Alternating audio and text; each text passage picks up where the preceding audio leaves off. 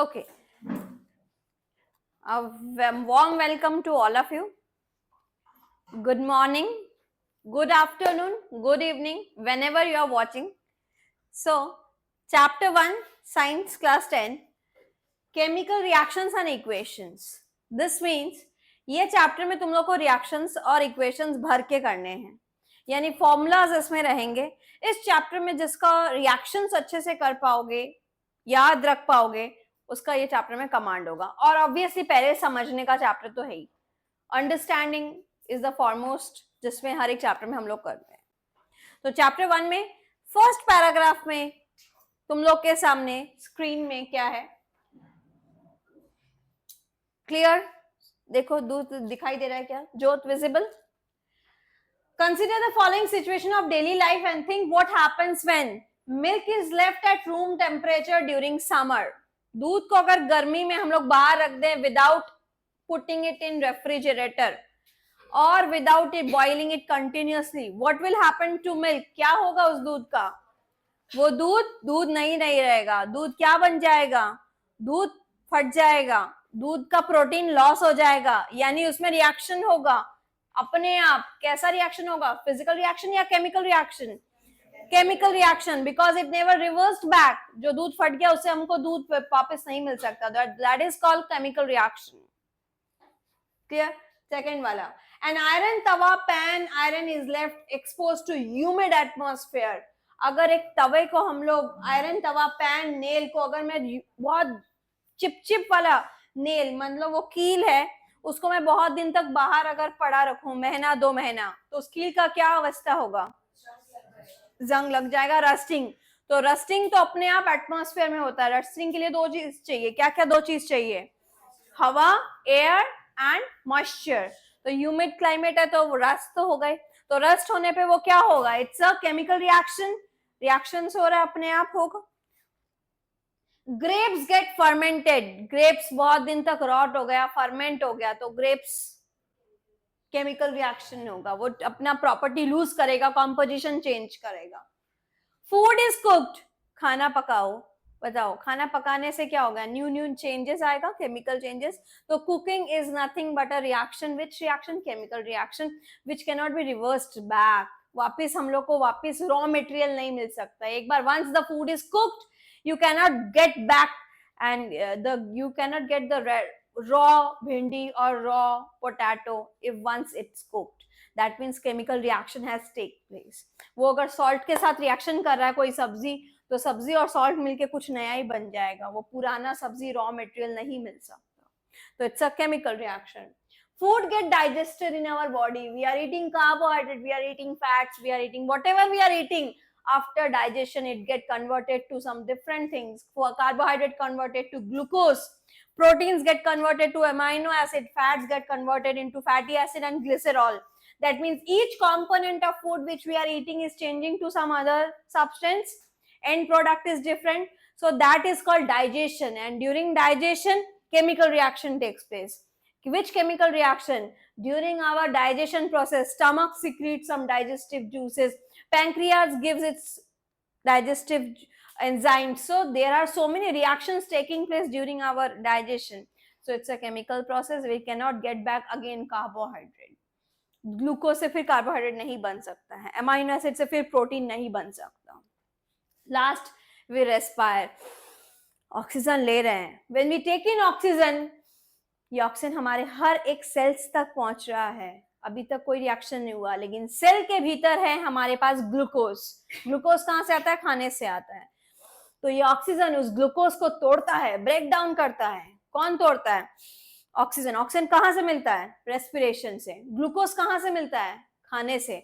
तो हमारे सेल के भीतर, सेल जानते हो, तो हर एक बॉडी के भीतर हर एक पार्ट में हमारा सेल्स है. हर एक सेल्स में ऑक्सीजन ग्लूकोज को टिक टिक टिक ब्रेक डाउन करता है और कन्वर्ट करता है energy, ATP, carbon dioxide, water. तो कार्बन डाइऑक्साइड तो हम एक्सेल करके बाहर निकाल देते हैं.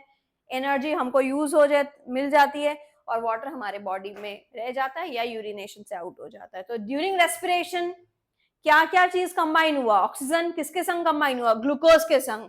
बना क्या क्या? कार्बन डाइऑक्साइड, एनर्जी और वाटर, यानी ये भी एक रिएक्शन हुआ क्योंकि क्या थे और क्या बन गए. So these all changes are which changes? Chemical change or physical change? Chemical changes. Some कुछ reactions है, but we don't go through all reactions. हम लोग कुछ part by part reactions complete करेंगे.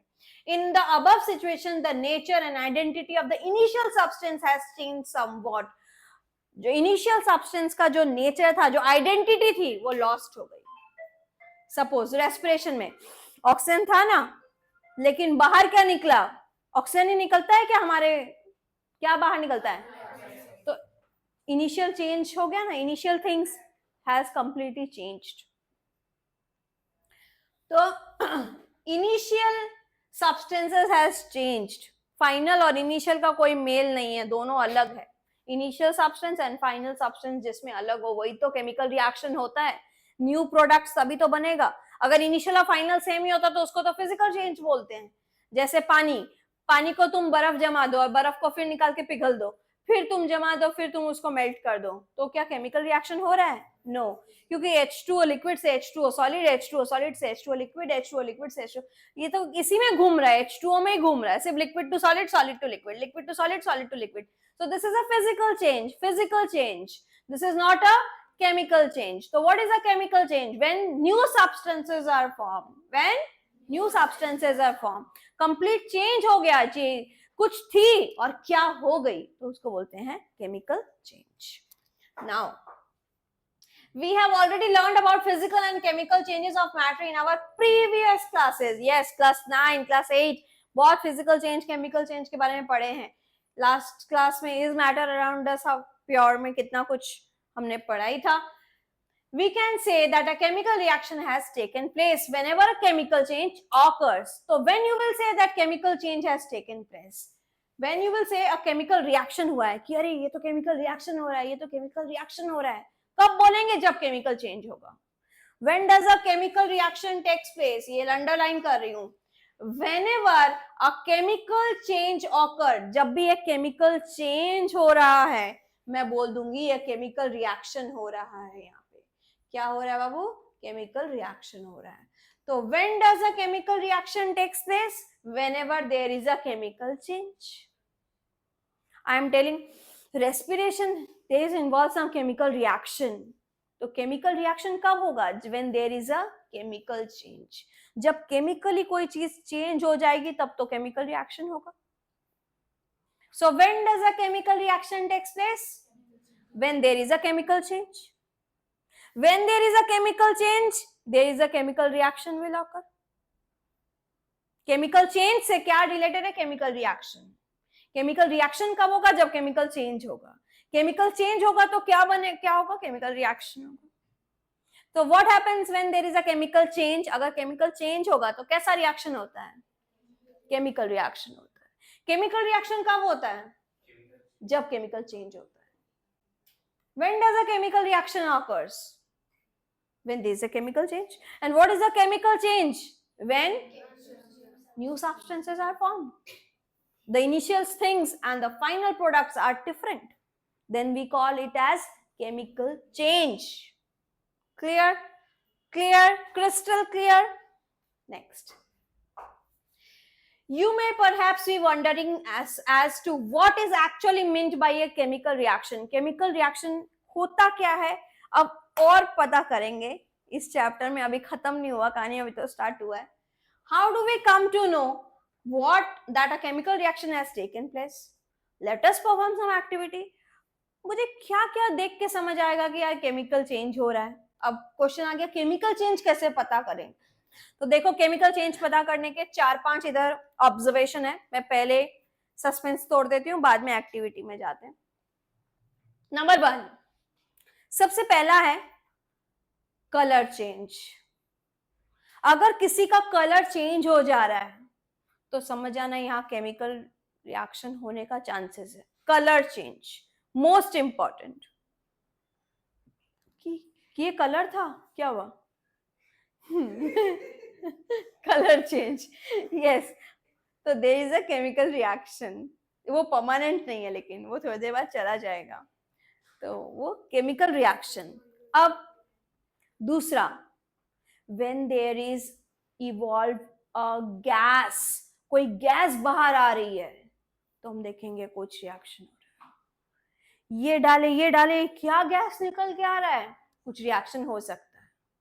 सो देयर माइट हो सकता है, कोई गैस बाहर आ सकता है, कलर चेंज हो सकता है, टेम्परेचर चेंज हो सकता है. दो चीज को मिलाने से ये पूरा बीकर वार्म हो गया, गर्म हो गया एकदम पूरा, यानी रिएक्शन होने से क्या होता है, वार्म हो जाता है. जैसे हमारे बॉडी में जब ग्लूकोज ब्रेकडाउन होता है ना, जब ऑक्सीजन ग्लूकोज को तोड़ता है तो एनर्जी देता है तो बॉडी में एक ये हीटेड अप हो जाता है. देखना कुछ खाने पीने से थोड़ा सा गर्मी ज्यादा लगने आता है, मतलब क्योंकि बॉडी में सडनली एनर्जी प्रोड्यूस होती है. ठीक है, तो एनर्जी प्रोड्यूस होने से क्या होती है, हीट होती है. तो when there is a temperature change, reaction हो सकता है. Evolve a gas, when there is a evolution of a gas, chemical change हो सकता है. When there is a colour change, chemical change can occur. तो ये तो दिखने वाली बात हो गई कि हाँ ये हो सकता है. और देखें क्या क्या बोला है. चलो ये एक्टिविटी करें. फर्स्ट एक्टिविटी, वाह वाह, फर्स्ट एक्टिविटी, एक्टिविटी 1.1. बाप रे बाप, ये क्या इंपॉर्टेंट एक्टिविटी है सीबीएसई बोर्ड का. Most important activity. इस हाथ को देख लो, ये हाथ अगर तुम लोग का क्लास 10 के सीबीएसई बोर्ड में ये डायग्राम बेस्ड क्वेश्चन में ना आ जाए. This is a Bunsen burner. Bunsen burner मतलब जिससे हम फ्लेम, आग जलाते हैं लैब में. यहां से आग निकल रही है और ये तो कुछ नहीं, नीचे का स्टैंड है. यह एक डिश है, वॉच ग्लास ले लो या पेट्री डिश ले लो, जिसमें कुछ बनेगा जो गिरेगा उसके ऊपर. खाली डिश है फिलहाल. अब ये हाथ में क्या है, ये चिमटा टाइप का है, दैट इज टोंग. चिमटे को क्या बोलते हैं, टोंग, TONG, टोंग. पतला सा ऐसे टोंग पकड़ा है. इस टोंग में क्या रखा गया है, टोंग में हम रखे हैं मैग्नीशियम रिबन. कैसा रिबन रखे हैं, हम स्कूल में रिबन लगा के स्कूल के दो सुंदर सा चोटी करके जाते हैं ना. अब नहीं लगाते हैं रिबन, पहले लगाते होते थे. तो रिबन होता है रिबन. अब यहाँ पे हम कौन सा रिबन लेंगे, मैग्नीशियम रिबन. तो मैग्नीशियम रिबन पकड़े, उसको जला रहे हैं. What we are putting here, magnesium ribbon. तो Bunsen burner, I am heating up magnesium ribbon. Now first few things to learn, few things to understand. Before burning magnesium ribbon into that flame, magnesium ribbon जलाने से पहले सबसे पहले magnesium ribbon को साफ करनी पड़ेगी. कैसे साफ करनी पड़ेगी, यूजिंग सैंड पेपर. एक सैंड पेपर लेंगे, एमरी पेपर लेंगे, रिबन को रख के खच खच खच खच करेंगे. अगर उसके ऊपर कुछ भी है तो वो साफ हो जाएगा लेयर को. वाई, क्योंकि मैग्नीशियम अगर मैं खरीद के लाके, महीना भर पहले खरीद के लाके मैग्नीशियम रिबन अगर मैं यहाँ रख दूं तो गारंटी नहीं है महीने बाद वो साफ रहेगा, क्योंकि वो हवा में ऑक्सीजन से रिएक्ट करके ऊपर एक लेयर फॉर्म कर लेता है, मैग्नीशियम ऑक्साइड लेयर. अगर वो लेयर फॉर्म कर लेगा तो रिएक्शन प्रॉपरली समझ में नहीं आएगा. तो मैं वो ऐसे सैंड पेपर से घस घस के कौन सा लेयर हटा रही हूँ, ऑक्साइड लेयर हटा रही हूँ, मैग्नीशियम ऑक्साइड लेयर हटा दे रही हूँ ताकि प्योर मैग्नीशियम जला पाऊं. तो before burning magnesium ribbon what I have to do, I have to clean it using sandpaper to remove what layer, oxide layer if present, magnesium oxide layer. So अगर है तो हटा दो और नहीं है तो भी कोई बात नहीं, एक बार तो एश्योर कर लो it's clean. Now magnesium ribbon into that flame. अब रिबन क्या होगा, क्या करेगा magnesium ribbon, I am burning. Now in a reaction two thing must react. React करने के लिए तो दो चीज तो चाहिए जो आपस में रिएक्ट कर रहा है. तो बताओ जब मैं जला रही हूं मैग्नीशियम रिबन किसके साथ जल रहा है, Who will say? Yes, किसके साथ जल रहा है, हवा के साथ जल रहा है. हवा में कौन है, ऑक्सीजन. तो magnesium ribbon is burning with oxygen. मैं बोल रही हूँ देखो आग लग गया उस पेपर में, आग लग गया उसमें, आग लग गया मतलब क्या आग लग गया, किससे आग लग रहा है, वो जो भी चीज है वो जल रहा है. जल रहा है इसका मतलब ऑक्सीजन से रिएक्ट कर रहा है. Oxygen is a supporter of combustion, supporter है. तो जल रहा है. अब magnesium ribbon is burning with oxygen in the air. Now magnesium ribbon burns with a dazzling white flame. How it reacts? It reacts with dazzling white flame and change into white powder. White powder. एक तो dazzling white मतलब एकदम sparkling dazzling white flame देगा, और वो flame धीरे धीरे धीरे धीरे नीचे आके पूरा एश में कन्वर्ट होगा, एंड दैट एश का कलर है व्हाइट पाउडर, और उस व्हाइट पाउडर का नाम है मैग्नीशियम ऑक्साइड. यानी रिएक्शन कुछ ऐसा है, मैग्नीशियम रिबन हमने लिया साफ सुथरा, हवा में ऑक्सीजन से रिएक्ट किया, जल रहा है, और वो कन्वर्ट हो रहा है मैग्नीशियम ऑक्साइड. तो magnesium ribbon burns with a dazzling white flame. Dazzling white flame, dazzling search कर लेना डिक्शनरी में क्या है. In air to form white powder, and the white powder name is magnesium oxide. Now we have to balance. Balance सिखाऊंगी मैं. 2 atoms of oxygen, तो यहाँ पे 2 कहाँ लिखेंगे बैलेंस करने के लिए? सामने लिखते हैं कि नीचे लिखते हैं? तो 2 molecules, 2 atoms of oxygen. Now 2 mg, right, balanced.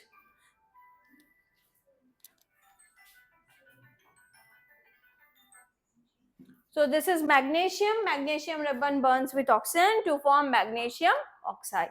Now we will see. हाँ अंकित बोलो बेटा. हाँ. Okay. See, burning of magnesium ribbon in air. Collection of magnesium oxide in a watch glass. So where is watch glass? This is a watch glass. यहाँ पे क्या collection हो रहा है? Magnesium oxide. देखो ये जो पार्टिकल दिख रहा है यहाँ पे कुछ कुछ नहीं दिखाई दे रहा होगा ना. यहाँ पे एक छोटे छोटे लाइन्स है, तुम लोग बुक में देखोगे तो समझ आएंगे. ये यहाँ पे जा जाके जमा हो रहा है, तो दिस इज मैग्नीशियम ऑक्साइड. तो देखें क्या लिया है. This activity needs teachers assistance. Okay fine. It would be better if student wear suitable eye glasses.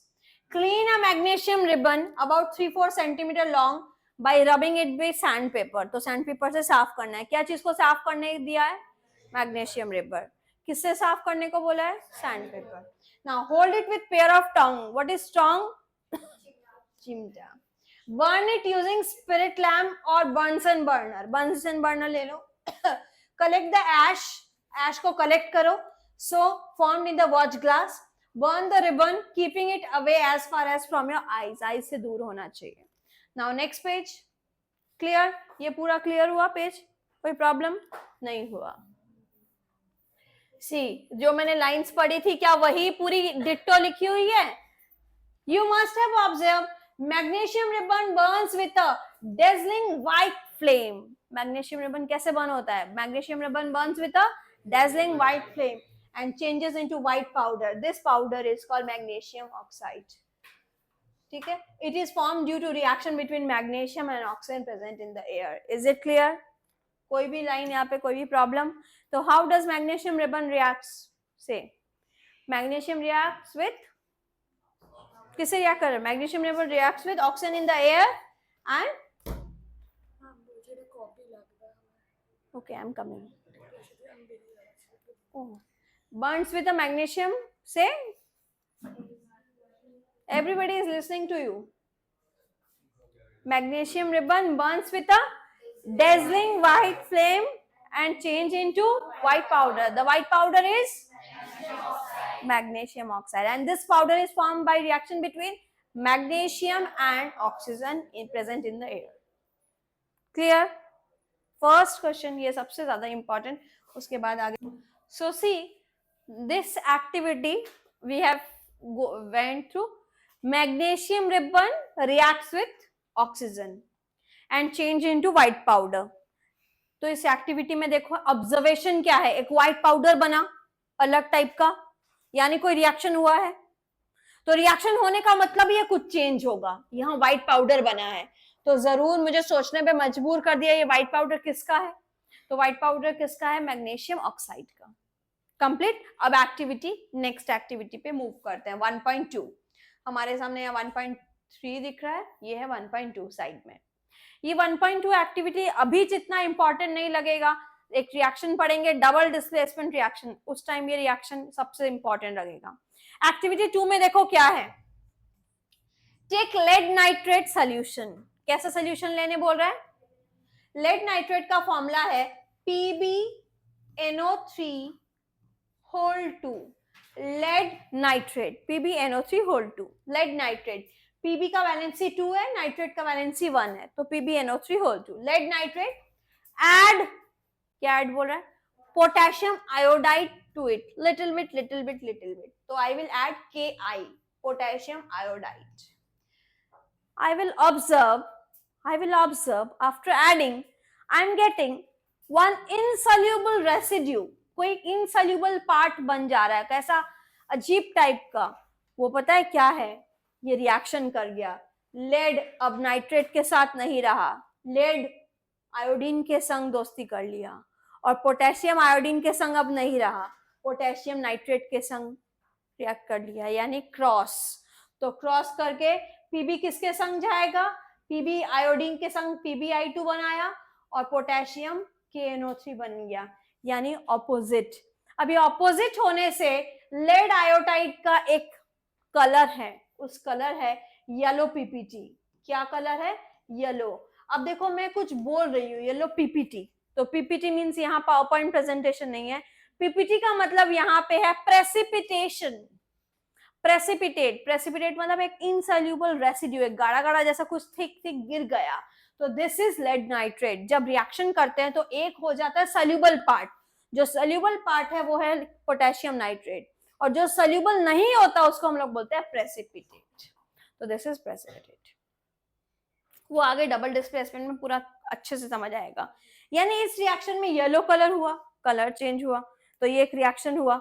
हम इतने सारे एक्टिविटी क्यों पढ़ रहे हैं? हम एक्टिविटी पढ़ना चाह रहे हैं ताकि हम लोग देखना चाह रहे हैं क्या क्या रिएक्शन हो रहा है।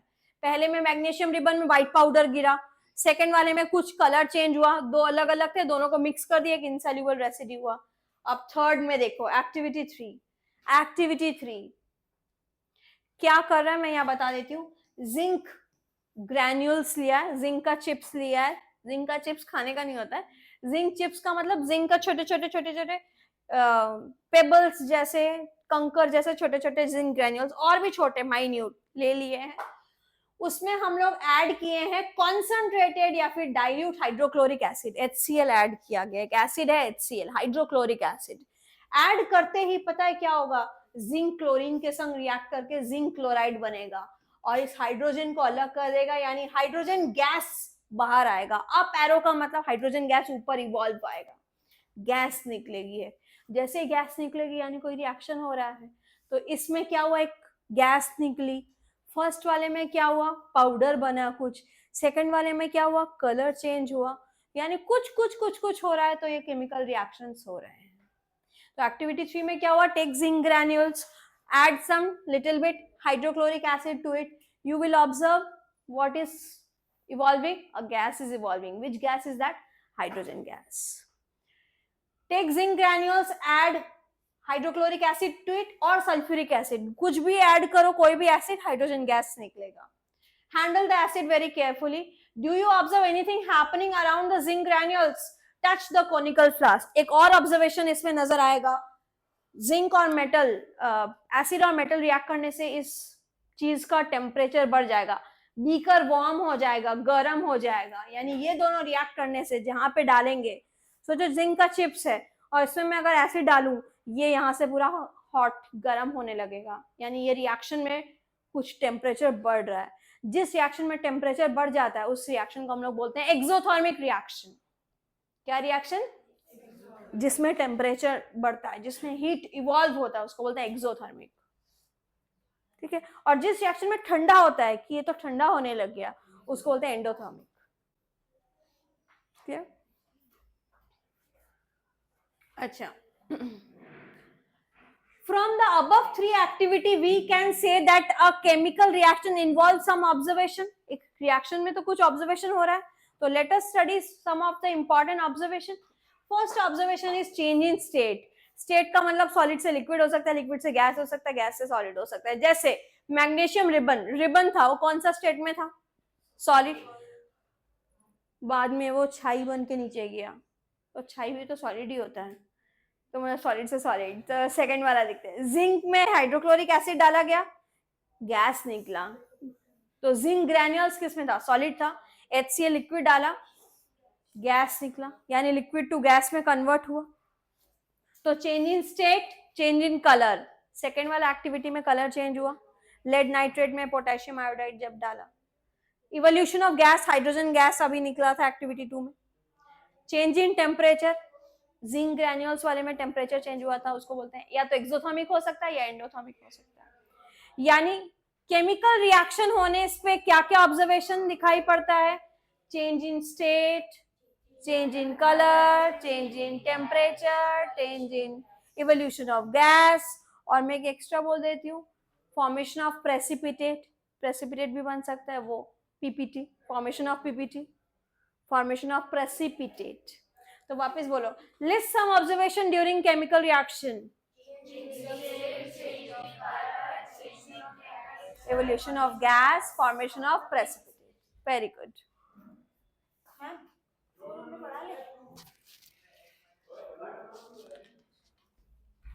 ठीक है,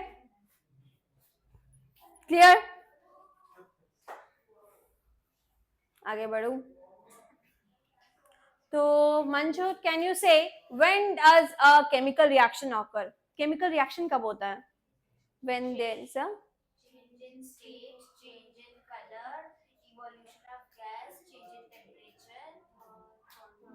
ये ऑब्जर्वेशन थे। मैंने पूछा केमिकल रिएक्शन कब होगा, when there is chemical change, जब केमिकल चेंज होगा तो केमिकल रिएक्शन होगा। केमिकल रिएक्शन होने के पीछे क्या क्या ऑब्जर्वेशन होंगे Rashmit,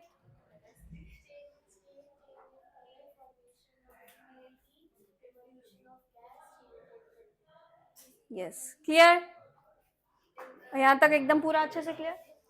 Now, as we observe the changes around us, we can see there is large variety of chemical reaction taking। ये कुछ नहीं है पढ़ने का। ये देखो जिंक ग्रैन्यूल्स, ये रहा वो जिंक के चिप्स, छोटे छोटे चिप्स, टेस्टी टेस्टी चिप्स। अब इसमें डाइल्यूट हाइड्रोक्लोरिक एसिड की जगह यहाँ वहां हाइड्रोक्लोरिक एसिड है, यहाँ पे डाइल्यूट सल्फ्यूरिक एसिड, H2SO4 भी डाल सकते हैं, सल्फ्यूरिक एसिड। दोनों में से क्या गैस निकलेगा, H2 गैस निकलेगा। देखो हाइड्रोजन गैस को सिर्फ छोटा सा ट्यूब से बाहर निकाला गया है, तो अच्छे से समझ में आया है। अगर बड़ा माउथ से गैस निकलेगा तो शायद निकलते दिखेगा भी नहीं, दिखा, ये पूरा स्टॉपर से बंद किया हुआ है, यहाँ पे सिर्फ छोटी सी एक जगह से हाइड्रोक्लोरिक हाइड्रोजन गैस निकल रहा है। तो glass tube, cork, conical flask, तो यहाँ पे हमको क्या ऑब्जर्वेशन मिल रहा है, बोल सकते हो इस एक्टिविटी में, एक बताओ। वेरी गुड, टेम्परेचर चेंज हो रहा है। टेम्परेचर कैसा चेंज हो रहा था यहाँ पे, हॉट या cold, the beaker becoming warmer, यानी एक्सोथर्मिक रिएक्शन, हीट निकल रहा है यानी एक्सोथर्मिक। और एक ऑब्जर्वेशन क्या था, evolution of gas, there is evolution of some gas. तो कैसा इवोल्यूशन था गैस का, कौन सा गैस इवॉल्व हो रहा था, clear. So these things we are observing changing over here. So next we will study chemical equations. अब chemical equations देखते हैं कि क्या क्या chemical equations में changes आ रहा है। Activity 1.1, 10.1 activity कौन सा था, yes, excellent, magnesium ribbon. Book नहीं है लेकिन याद हो गया है, गुड। मैग्नीशियम कितना बढ़िया से याद हुआ है। मैग्नीशियम रिबन को अगर जलाएंगे तो मैग्नीशियम ऑक्साइड बन रहा था, वो था एक्टिविटी 1.1। तो देखो ये उसका रिएक्शन। अब इस पैराग्राफ में क्या बताने की कोशिश कर रहा है,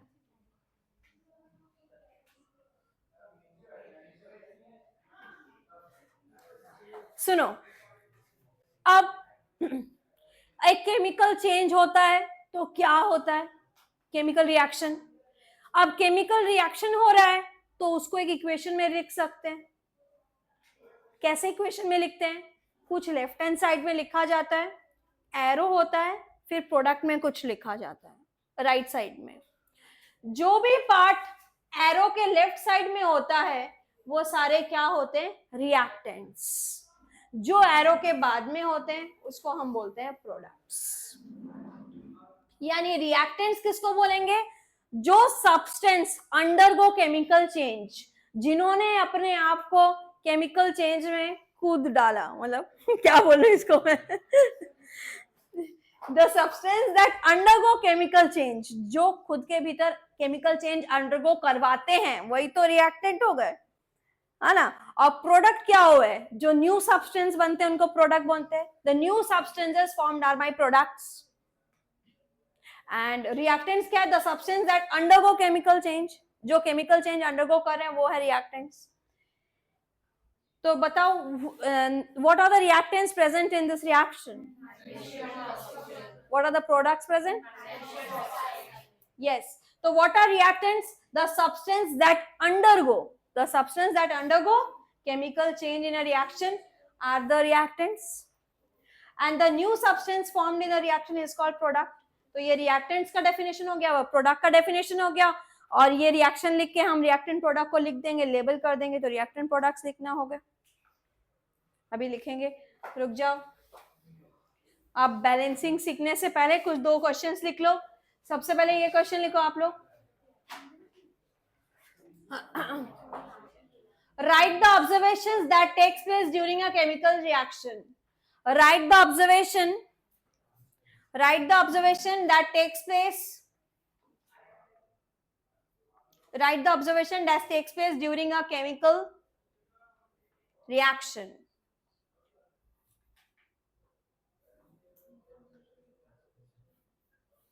hello hello hello, Rohit sir, देखो अब next, writing a chemical equation.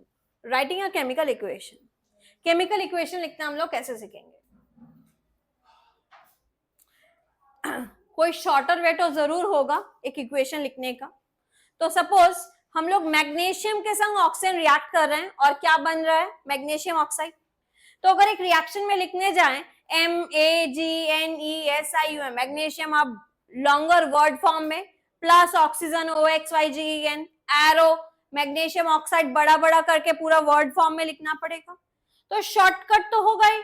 तो क्लास 9 में हमने क्या सीखा था? शॉर्टकट में हम लोग का magnesium we use what? Symbols. So we will use symbolic representation for writing a equation. So instead of writing word, we will write Mg plus O2 arrow, magnesium oxide का फॉर्मूला क्या बनेगा? MgO. So word form में नहीं लिखे, symbolic form में लिखेंगे। And the next most important thing, we have to balance each and every atoms present in the reaction. अगर Mg अगर इधर लेफ्ट हैंड साइड में अगर 1 है तो प्रोडक्ट में 1 ही बनेगा। ऑक्सीजन में अगर 2 है तो प्रोडक्ट में 2 ही होगा। Why there is a need to balance the reaction? Reaction को इतना जरूरी क्यों है बैलेंस करना? बिना बैलेंस किए भी तो हम रख सकते हैं। इस धरती पे, इस नेचर में कभी भी कोई भी एटम ना तो क्रिएट होता है ना डिस्ट्रॉय होता है ड्यूरिंग अ प्रोसेस। जितना मास, क्लास 9 में याद है लॉ पढ़ा था, law of conservation of mass. Mass can neither be created nor be destroyed in a chemical reaction.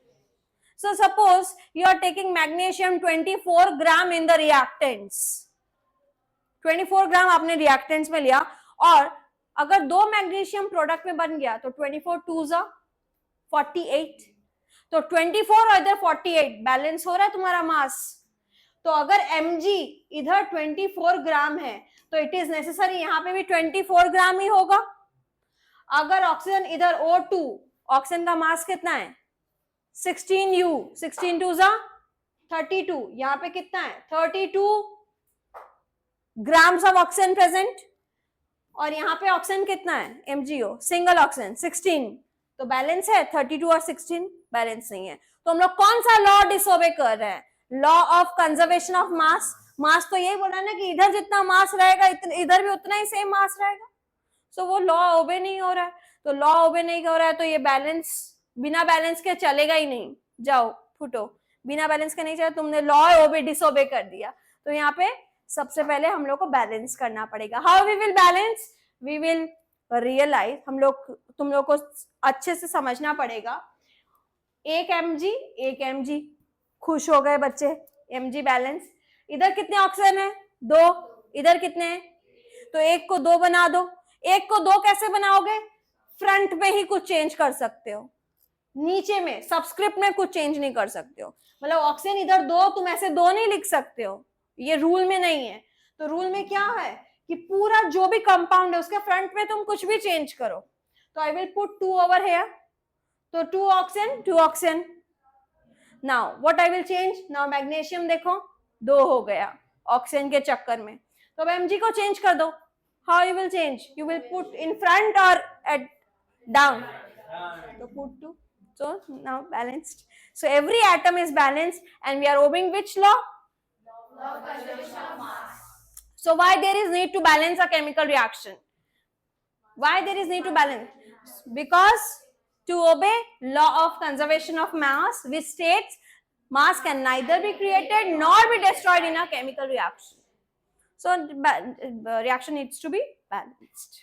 Is it clear? तो ये बैलेंस होना जरूरी है। अब इस बैलेंस का तरीका मैं अब बताती हूँ। तो यहाँ पे भी देखो यही लिखा हुआ है, यहाँ पे compare the number of atoms on the right and left hand side if this such a chemical reaction is a skeletal chemical reaction. अब बताओ ये इधर में ब्लू वाला पोर्शन बैलेंस्ड है कि अनबैलेंस्ड है? अनबैलेंस्ड रिएक्शन को हम लोग बोलते हैं स्केलेटल रिएक्शन, ऐसे है कंकाल, स्केलेटल। लेकिन उसको जब हम पूरा बैलेंस कर देते हैं वो बन जाता है एकदम सुंदर सा बैलेंस्ड रिएक्शन। तो this is skeletal but this is not skeletal one, ये पूरा एकदम क्या है, बैलेंस्ड रिएक्शन। तो तुमको किस फॉर्म में मिलेगा? स्केलेटल फॉर्म में मिलेगा। तुमको क्या कन्वर्ट करना है? बैलेंस्ड फॉर्म में लास्ट में कन्वर्ट। वो कहाँ लिखा हुआ है कि why there is need to balance a reaction? Balanced reaction, ये यहाँ लिखा है। Why there is need to balance a reaction? Total mass of the elements present in the products has to be equal to the total mass of the element present in the reactants. तो product का total mass elements का reactant के साथ बराबर होना चाहिए। Recall law of conservation of mass in class 9. क्या पढ़े थे? Mass can neither be nor be destroyed. That means total mass reactants का किसके बराबर होना चाहिए? Total mass of the products. इसीलिए तो बैलेंस करते हैं। स्केलेटल को हम लोग किस में लेके जाते हैं? तो अब देखो बैलेंस सिखाती हूँ मैं, बैलेंस कैसे करते हैं।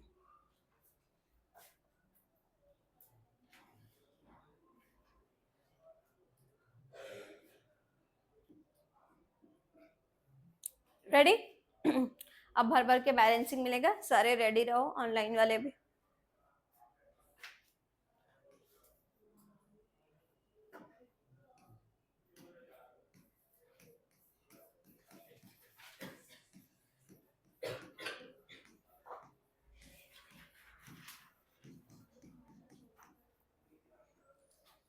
ये एक रिएक्शन है मेटल और एसिड के बीच में, जिंक और सल्फ्यूरिक एसिड के बीच में। अब ध्यान से देखो, इस रिएक्शन में ZnH2SO4 के साथ रिएक्ट कर रहा है, ZnSO4 बना रहा है और साथ में हाइड्रोजन गैस इवॉल्व हो रहा है। इस रिएक्शन में मुझे बैलेंस द इक्वेशन, बैलेंस करना है। तो बैलेंस करने के 2 तरीके हैं। कितने तरीके हैं? एक है लॉन्ग फॉर्म, एक है शॉर्ट फॉर्म। लॉन्ग फॉर्म में कम से कम 1 पेज लग जाएगा इसको बैलेंस करने में, लेकिन उसमें एरर नहीं होता, एररलेस। वो एकदम बच्चों जैसा मेथड है, सब लिख लिख के हम लोग करते हैं। इधर एलिमेंट्स लिखते हैं अच्छे से, इधर लेफ्ट हैंड साइड लिखते हैं और इधर राइट हैंड साइड लिखते हैं। इधर जो जो एलिमेंट है पहले सारा खोज खोज के लिखते हैं, क्या क्या एलिमेंट है, जिंक है, हाइड्रोजन है और क्या क्या है, देखो तो सल्फर है, ऑक्सीजन है, इनके अलावा और कोई भी है नहीं है। तो इनको शॉर्ट कर करके पूरा अच्छे से बैलेंस किया जाता है। और शॉर्टकट मेथड क्या है? रफ बैलेंसिंग, मतलब मन ही मन मान मान के दोनों साइड बैलेंस करना पड़ता है। तुम लोग अब सोचो रफ बैलेंसिंग ही तो अच्छा है, इतना लॉन्ग कौन करता है। लेकिन अब 2 मार्क क्वेश्चन आता है तो हम लोग को लॉन्ग फॉर्म दिखाना पड़ता है, ठीक है। 1 मार्क का शॉर्टकट मेथड चलेगा, बट 2 मार्क्स में आया तो हमको पूरा लॉन्ग दिखाना पड़ता है। तो पहले मैं लॉन्ग सिखाती हूँ, क्योंकि अगर तुम लोग शॉर्ट सीख गए, लॉन्ग कभी सीखने का तुम लोग को इच्छा भी नहीं करता है। तो पहले लॉन्ग वाला सीख लो। सबसे पहले क्या करते हैं हम लोग, एलिमेंट लेफ्ट हैंड साइड और राइट हैंड साइड ऐसे कॉलम बनाते हैं। अब हर एक एलिमेंट को अलग करेंगे। Z अलग है, N अलग है, नो। जिंक का जिसको सिंबल पसंद पता है उसको समझ में आ गया कि जिंक एक एलिमेंट है। अब H2SO4 में H अलग है, S अलग है, O अलग है। बहुत बार स्टूडेंट H अलग करते हैं, SO4 एक साथ लिख देते हैं। No, sulphate is a radical, वो पूरा है, लेकिन सल्फर अलग निकालना है, ऑक्सीजन अलग निकालना है। सब अलग निकाला। अब यहां से मुझे बताओ संप्रीति, लेफ्ट हैंड साइड में बताओ जिंक कितना एटम्स है? 1। पूर्विता, जिंक राइट साइड में कितना है? जिंक राइट, अच्छा। रोक्तिमा, हाइड्रोजन लेफ्ट साइड में, राइट साइड में हाइड्रोजन, लेफ्ट साइड में सल्फर, राइट साइड में सल्फर। हरमन, राइट साइड में ऑक्सीजन 4, ऑक्सीजन 4। ठीक है, सब तो बैलेंस ही है। वाह, बैलेंस को लेके बैलेंस करने बैठे हैं। हाँ, तो देखो इसमें बैलेंस है। अगर बाई चांस इधर कोई अनबैलेंस्ड होता तो हम लोग इधर, अगर मान लो लेफ्ट हैंड साइड में कम है, राइट में ज्यादा है, तो लेफ्ट हैंड साइड में उतना ही इनटू करते हम लोग। अभी आएगा तो मैं नेक्स्ट में बताती हूँ इसमें कैसे होता है। और एक बात याद रखना, मेटल्स और नॉन मेटल्स के बीच में सबसे पहले मेटल्स बैलेंस करना, फिर नॉन मेटल्स बैलेंस करना, सबसे लास्ट ऑक्सीजन और हाइड्रोजन को हाथ लगाना। ऑक्सीजन और हाइड्रोजन सबसे लास्ट में, उसके अलावा सबको पहले बैलेंस कर दो। लाइक Zn, ये इंपॉर्टेंस पहले देना, सल्फर इसको देना पहला, ऑक्सीजन ही पहले बैलेंस करने मत बैठ जाना। ठीक, तो तुम लोग को एक दूसरा बैलेंस देती हूँ, ये तो बैलेंस्ड ही था।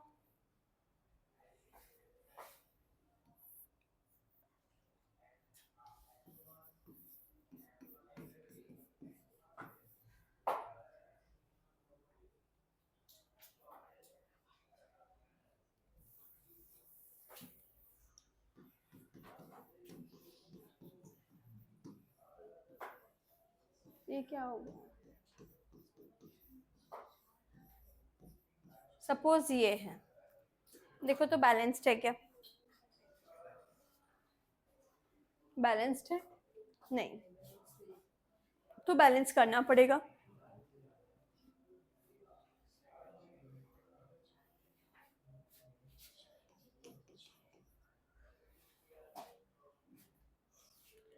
आप बताओ,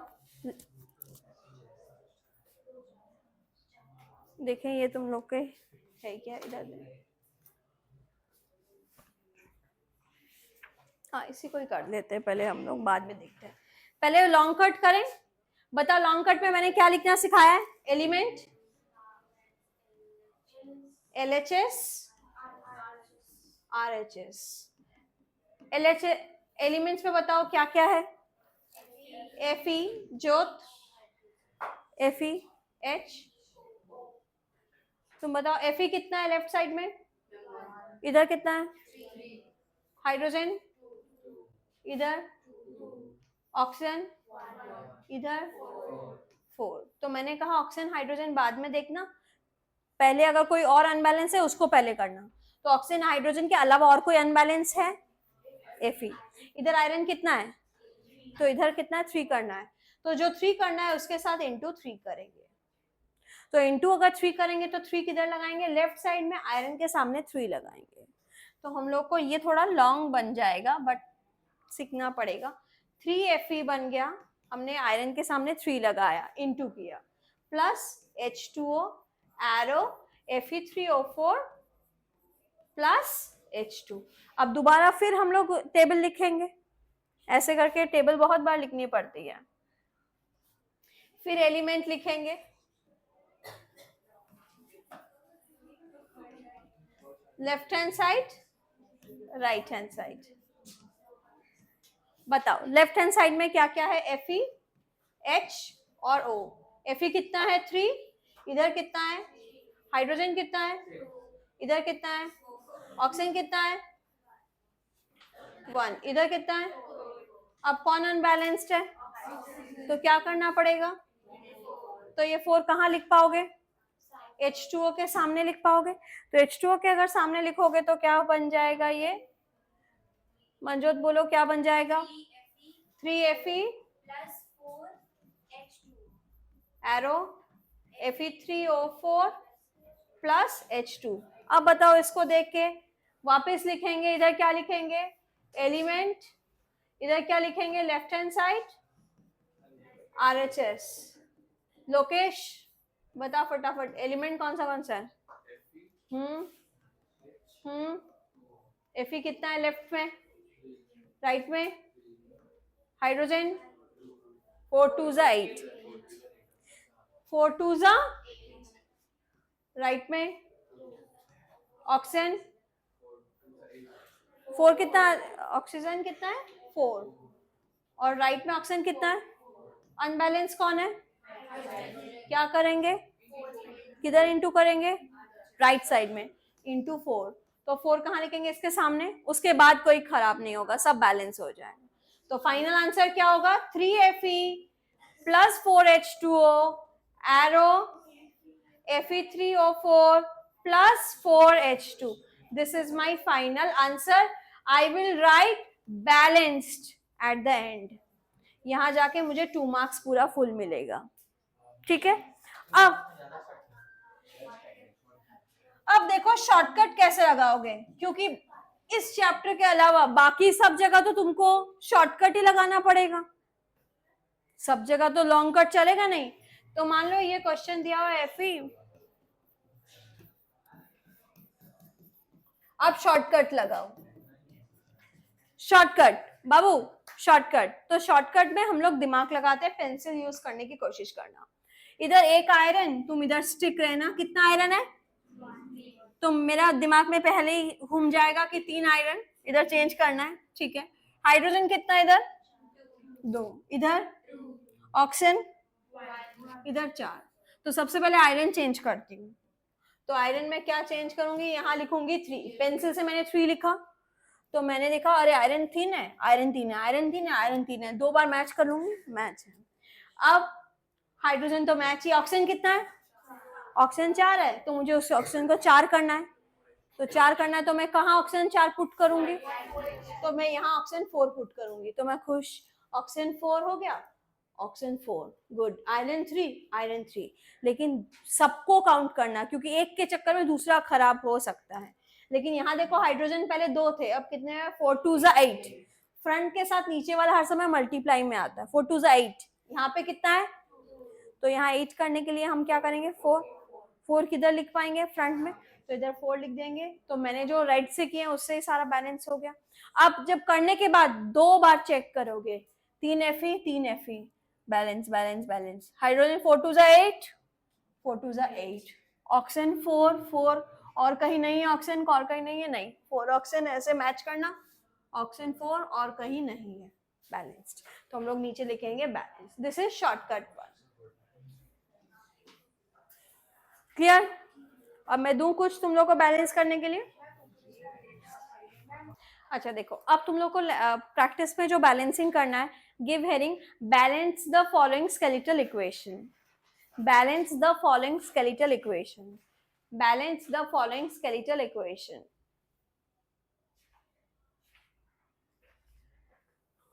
Balance the following skeletal equation. अब देखो यहाँ पे 2 का 1 जो है वर्ड फॉर्म में है, ताकि तुम लोगों को कभी प्रॉब्लम ना हो, मैं इसको इक्वेशन में एक बार बता दे रही हूँ, कभी भूलना मत। 2 का 1, हाइड्रोजन इज H2।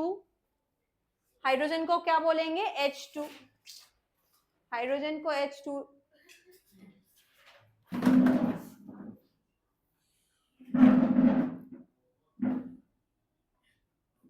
अरे लिखना नहीं पापा, होगा नहीं क्या ये? ठीक है, H2 क्या करें बोलो तो?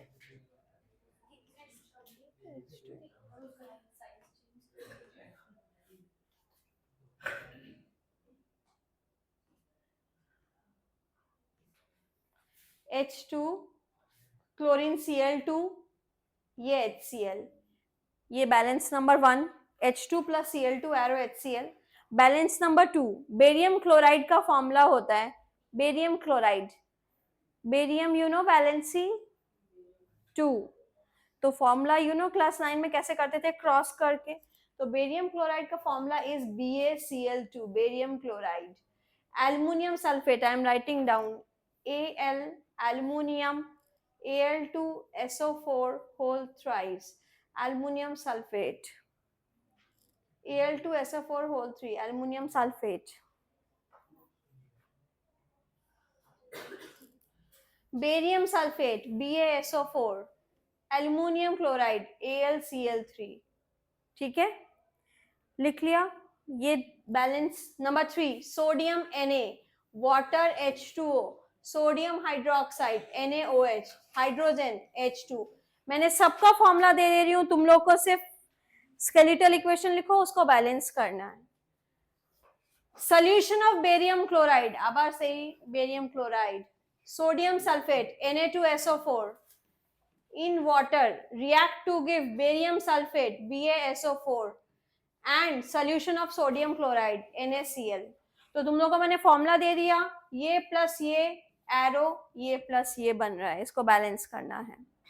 तुम लोग को समझ आ रहा है ना कैसे लिखना है. H2 plus Cl2 arrow HCl, balance this. Second वाला this plus this arrow this plus this.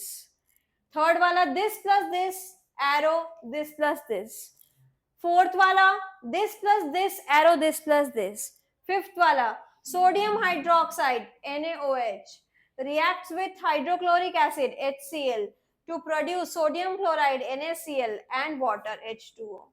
So I have given all word, all symbols of and all compound formula. Write down.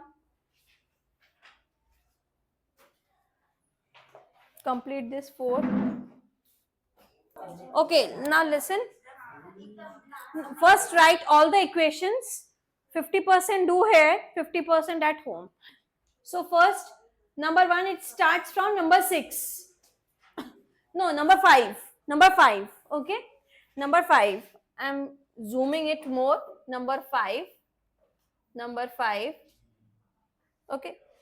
Hydrogen gas combines with nitrogen to form ammonia. So hydrogen gas, that means H2 combines with nitrogen gas, that means N2 to form ammonia. What is the formula of ammonia? NH3, not NH4. NH3 is ammonia. NH4 is ammonium. ये हो गया number 1. 5 का 1 फटाफट लिखो. 5 का 1, 5 का 2. H2S gas, H2S gas burns in air. Air मतलब किसके साथ जलाऊं? O2. To give water H2O and sulfur dioxide. What is the formula of sulfur dioxide? Sulfur dioxide, di, SO2. Dioxide means SO2. Trioxide means SO3. बस होएगा लो.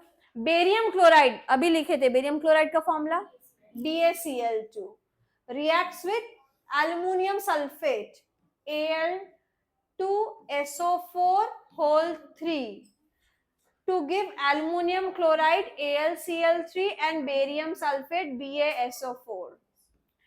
Next, potassium metal K reacts with water to form potassium hydroxide KOH and hydrogen gas H2. Write down these 4 equations.